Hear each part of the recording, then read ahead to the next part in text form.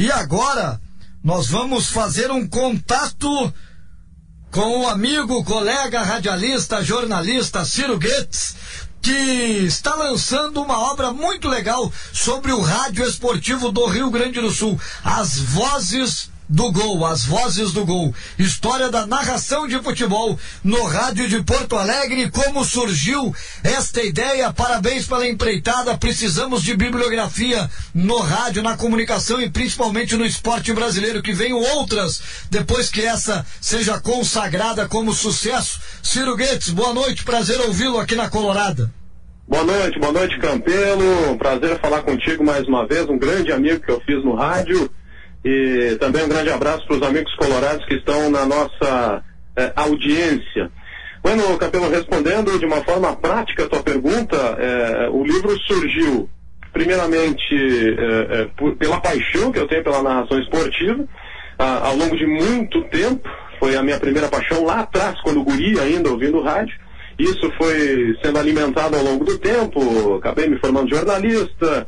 Anos depois, trabalhei ao teu lado com muito orgulho na Rádio Guaíba, outras emissoras de Porto Alegre, e a vida vai levando a gente para outros caminhos. Acabei ingressando no mestrado na Pontifícia Universidade Católica em 2014, e aí eu uni o útil ao agradável, justamente essa paixão, e chegando a essa conclusão que tu também tens, de que faltava uma bibliografia específica nesse sentido. Então surgiu a ideia já na época do mestrado, foi a minha dissertação, trabalho final. Tive a grande honra de ter sido orientado pela professora Doris Fagundes Hausen, e também na minha orientação, digamos assim, na avaliação, os professores Luciano Kleckner e Sérgio Wendler.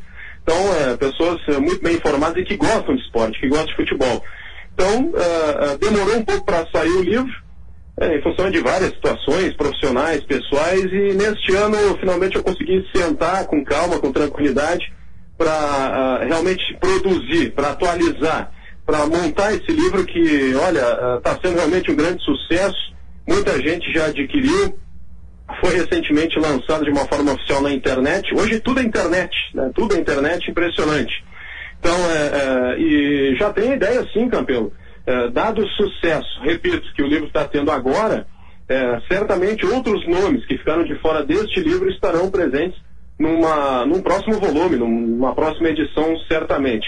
O livro fala de parte da história da narração esportiva, da narração de futebol em Porto Alegre. Eu divido essa história numa linha do tempo, de uma forma organizada, e teria começado em 1931. Isso é difícil a gente apontar, começou em tal data, porque lá para trás faltam justamente acervos históricos, sonoros, que comprovem certas coisas, né? Mas, de uma forma geral, o Hernani Ruschel é considerado o primeiro narrador. Então, ele faz parte dessa fase dos narradores desbravadores, que eu entendo que vai ali dos anos 30 até final dos anos 50, que a gente tem, além do Hernani, cito aqui principalmente o nome de Cândido Norberto, primeiro a fazer uma transmissão internacional em 1949.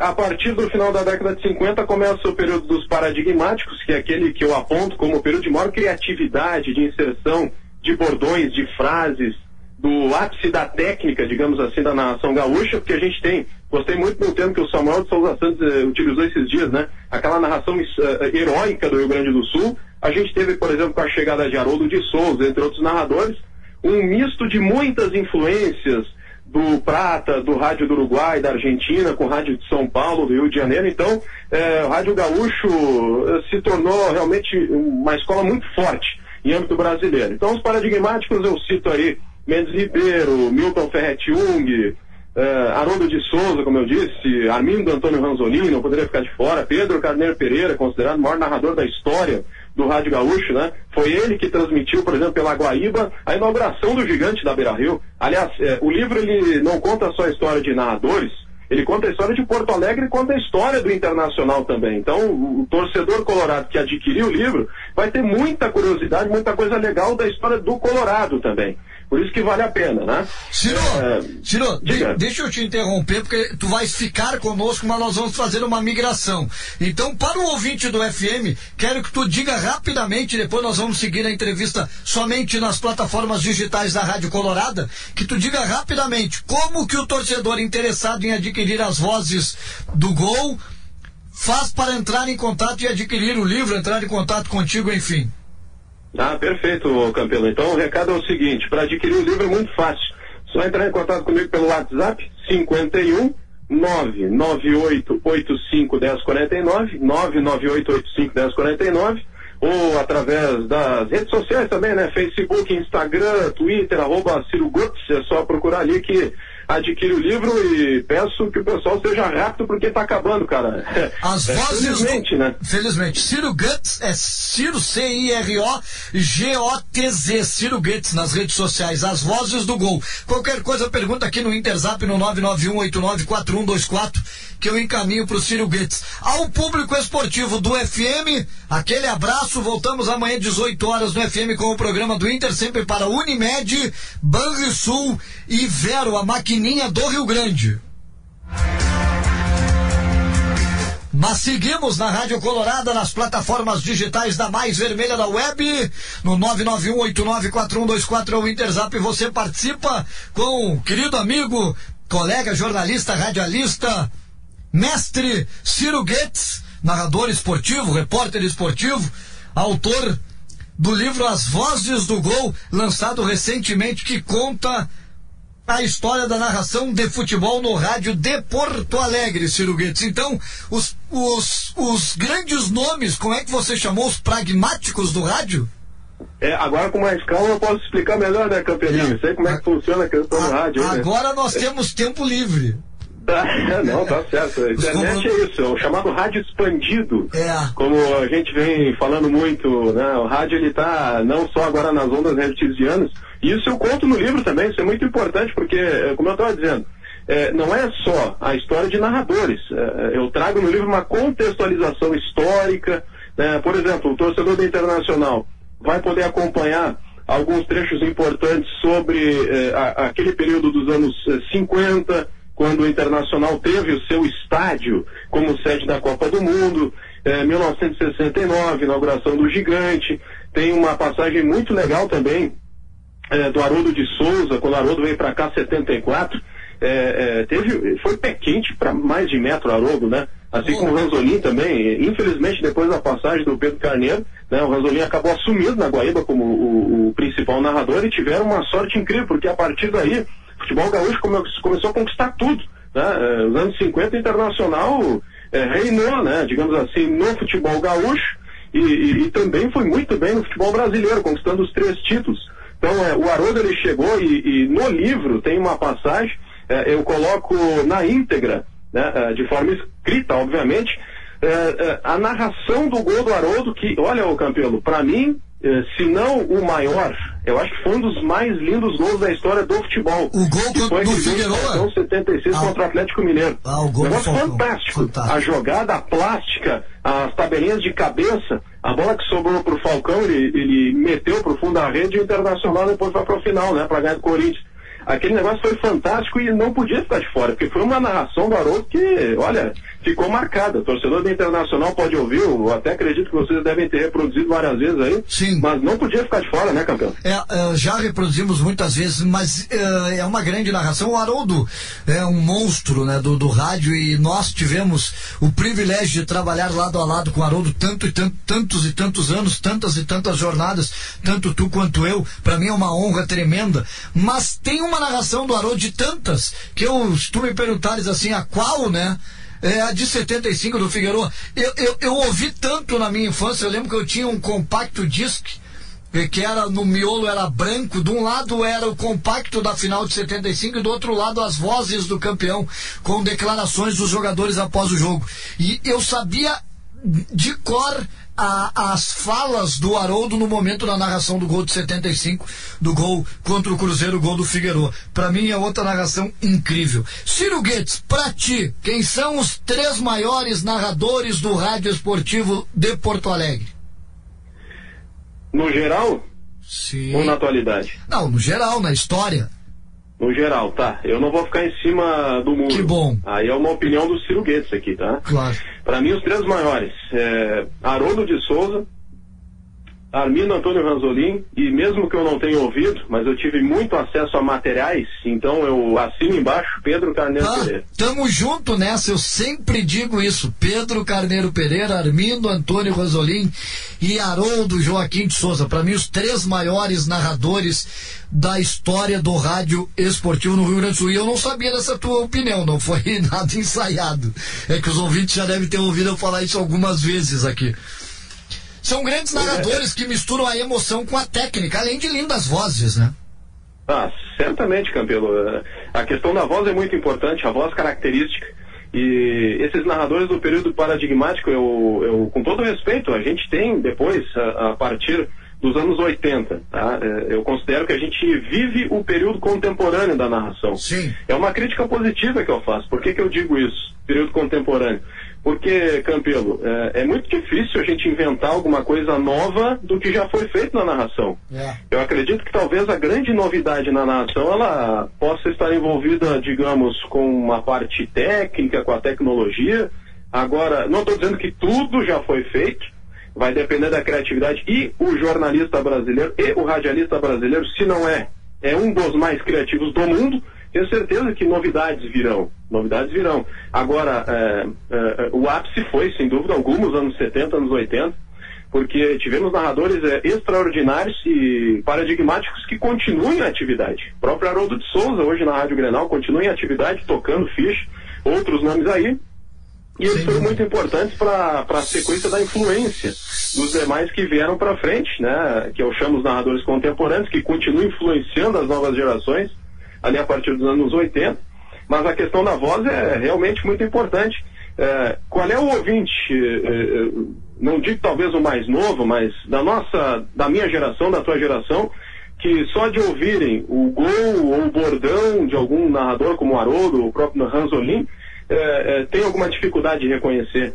Isso também, é verdade. Com certeza é importante. Roberto Brauner, tantos outros, né, grandes narradores. Ô, Ciro, sem dúvida, o Roberto Brauner, ele tá também no livro, eu considero como narrador paradigmático, não só pelo futebol, Campelo. O Brauner, ele entrou para a história do rádio gaúcho, e eu digo brasileiro também, porque ele foi um narrador, talvez não precursor, mas foi muito importante, porque ele foi o conhecido narrador de todos os esportes. Ele era fantástico como narrador de Fórmula 1, narrador de outras modalidades. Teve uma época que a Rádio Gaúcha tinha uma equipe de automobilismo que transmitia todas as provas do Circuito Mundial de Fórmula 1, inúmeras ao vivo no local da competição, que tinha, entre outros, o Brauner narrando, e o meu querido amigo Carlos Frederico Matzenbacher, como comentarista e repórter, transmitiram várias temporadas de Fórmula 1 pelo Rádio Gaúcho.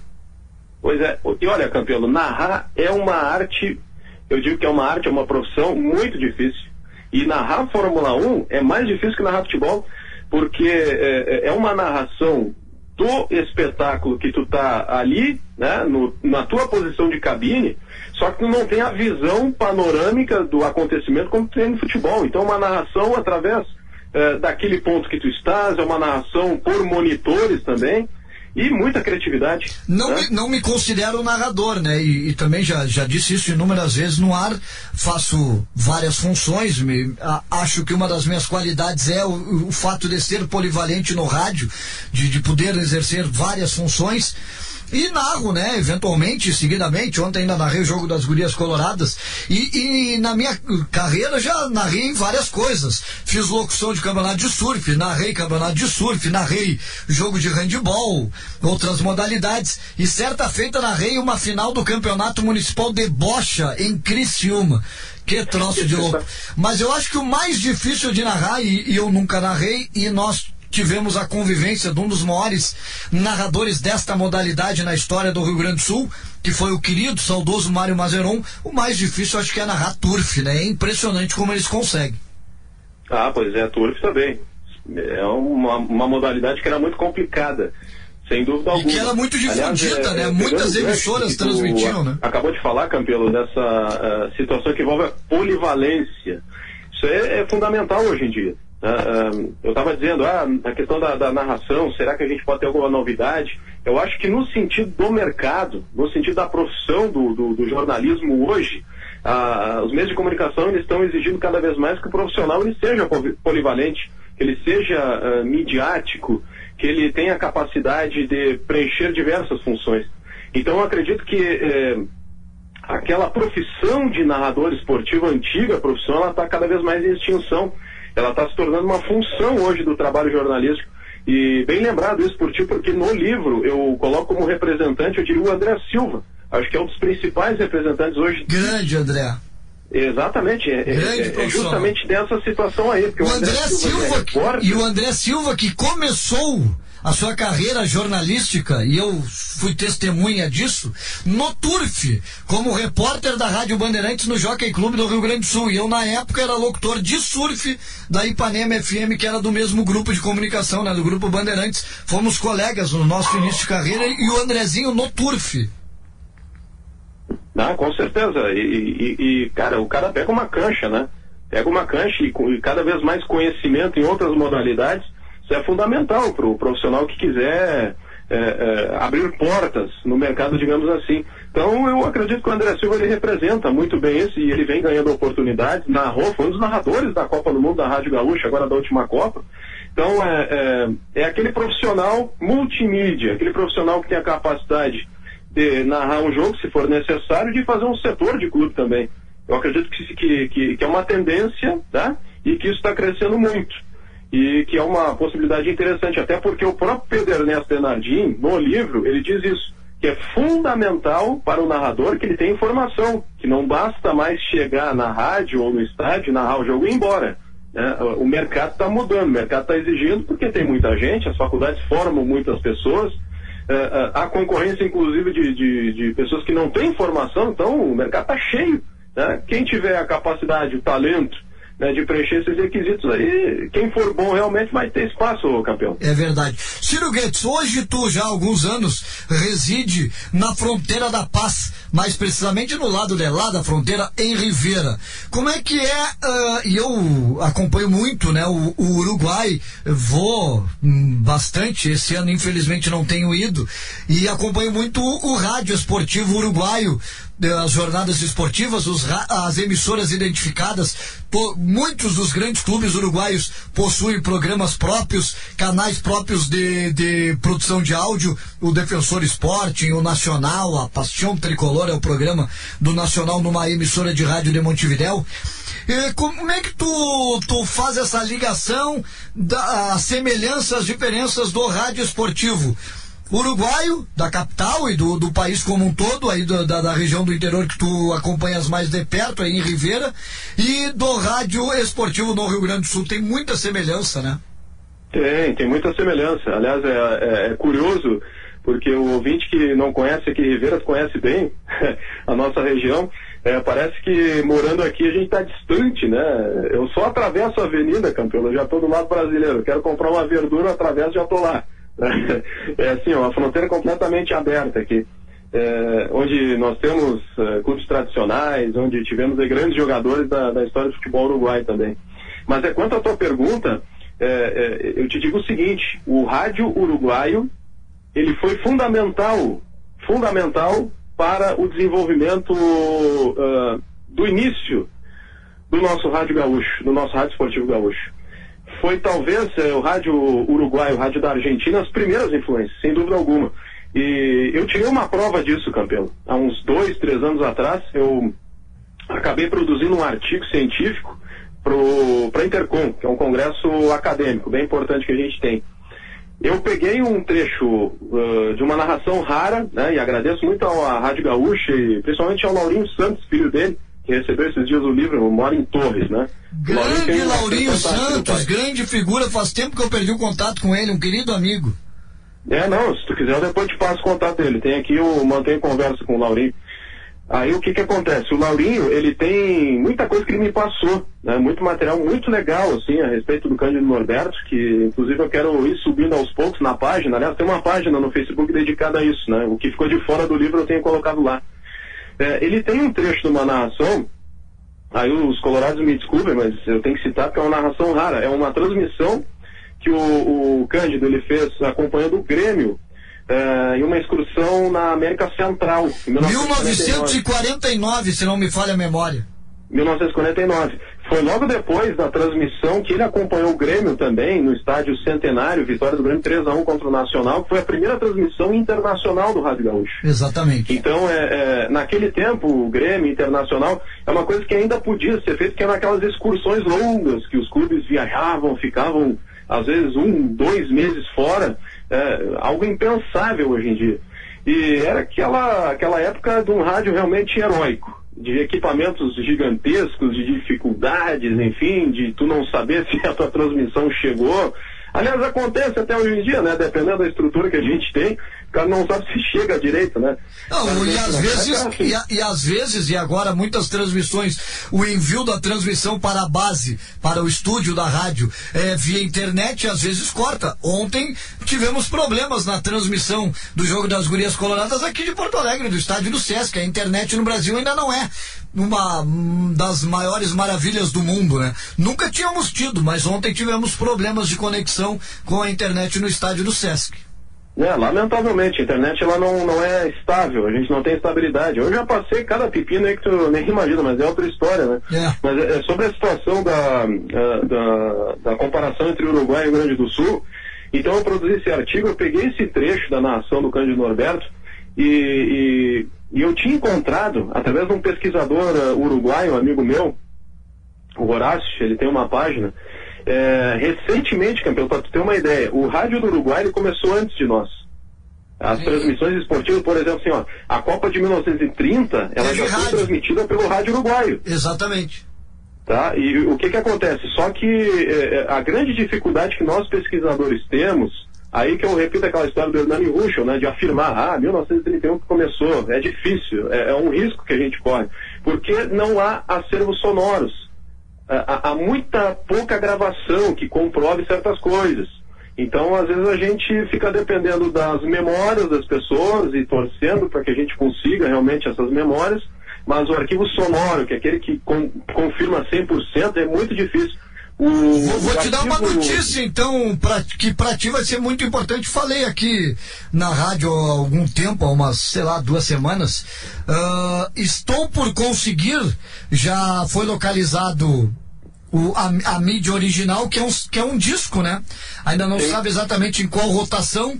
Vamos ter aqui na Rádio Colorado em breve a reprodução da narração da final Brasil e Argentina no Pan-Americano de 1956. Um querido amigo descobriu essa pérola nos arquivos e no acervo de um ex-jogador daquela época do Internacional e que estava na seleção no México. O filho tem essa joia rara em casa e nós estamos buscando a decodificação para poder retransmitir esse áudio.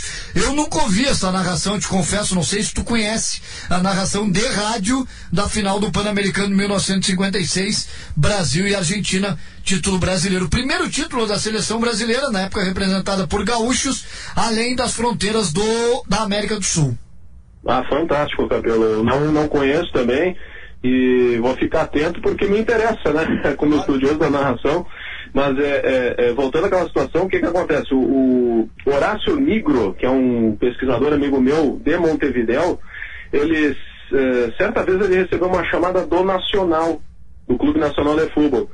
O que acontece? Nos porões do clube foram encontrados discos de vinil com gravações não sei se tu conheceu por nome, do Duílio Defeu, um dos principais narradores do Uruguai, antigos também.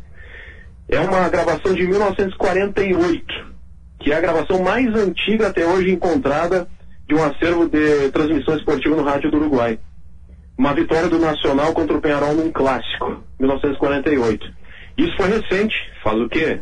3, 4 anos que foi encontrado. Então, como esse caso aí, algumas coisas que ficam, né, escondidas e às vezes a gente não sabe, daqui a pouco elas aparecem. Então foi esse caso aí. Ele me passou essa gravação e eu fiz uma comparação com a narração do Cândido Norberto. E não digo para minha surpresa, mas para minha comprovação, a narração do Duílio Defeu, em comparação com a narração do Cândido Norberto, ela é muito parecida. Por exemplo, no ritmo, no número de palavras, por exemplo, numa sentença de 1 minuto de relato dos acontecimentos, muito parecido na questão da emoção, um pouquinho mais para o Duílio Defeu, porque ele estava transmitindo um clássico, imagina, né? E o Cândido Norberto estava transmitindo um amistoso, mero amistoso do Grêmio lá na América Central, mas muito parecida a questão da emoção também, e o grito de gol. Não existia naquele tempo o grito de gol esguelado como a gente conhece hoje, era só gol do Inter, por exemplo, bola dominada, gol do Internacional, era assim que eles faziam, e a narração ela tem praticamente as semelhanças que chamaram a atenção e que comprovaram, né, aquela tese que eu tinha e que todo mundo tinha, de que o rádio uruguaio realmente tinha influenciado. Então, foi muito legal isso aí e de uma forma objetiva, sem dúvida alguma, campeão. O rádio do Uruguai, ele foi influente, é uma das principais bases de influência daquilo que foi se tornar a narração do Rio Grande do Sul.